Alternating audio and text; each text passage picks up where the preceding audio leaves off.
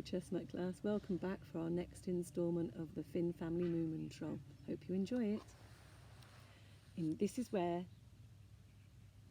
in which the muskrat has a terrible experience, how the Moomin family discover Hattie Fattener's island, where the Hermoolan has a narrow escape, and how they survive the great thunderstorm. Next morning the muskrat went out as usual with his book to lie in the hammock, but he had just got comfortable when the string broke and he found himself on the ground. "Unpardonable!"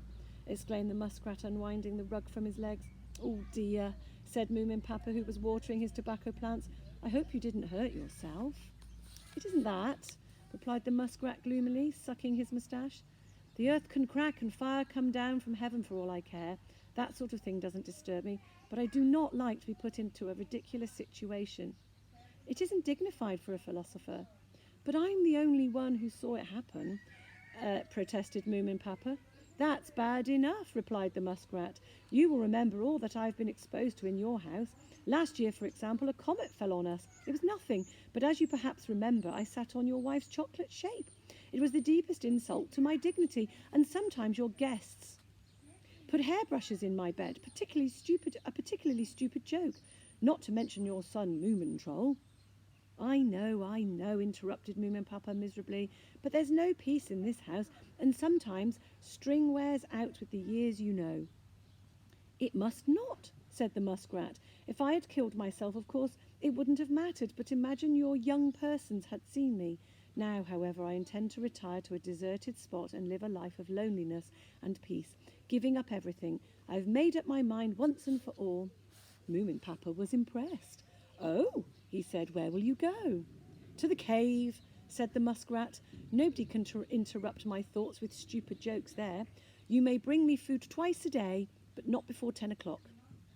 "Good," said Moomin Papa, bowing. And shall we bring you some furniture too?" "Yes, you can do that," said the muskrat more kindly. "But very simple things. I realise that you mean well, but that family of yours is really too much for me." So the muskrat took his book and his rug and wandered slowly off towards the cliffs. Moomin Papa sighed to himself. Then he went on watering his tobacco plants and soon forgot all about it. When the muskrat arrived in the cave, he was very pleased with everything. He spread out his rug on the sandy floor, sat down on it, and began at once to think. He continued to do that for about 2 hours. All was quiet and peaceful, and through the crack in the roof the sun shone softly into his hiding place. Sometimes he moved slightly when the sun slid away from him. "Here I shall stay for ever and ever," he thought. "How unnecessary it is to run about and chatter, to build a house and cook food and collect possessions." He looked contentedly around his new home, and then he caught sight of the hobgoblin's hat, which Moomintroll and Snufkin had hidden in the darkest corner. "The waste paper basket," said the muskrat to himself. "Oh, so it's here. Well, it will always come in useful." He thought a little while longer, and then he decided to sleep for a bit. He rolled himself in the blanket and put his false teeth in the hat so that they would not get sandy. Then he slept peacefully and happily.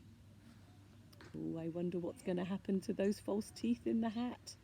We shall find out tomorrow. Bye-bye.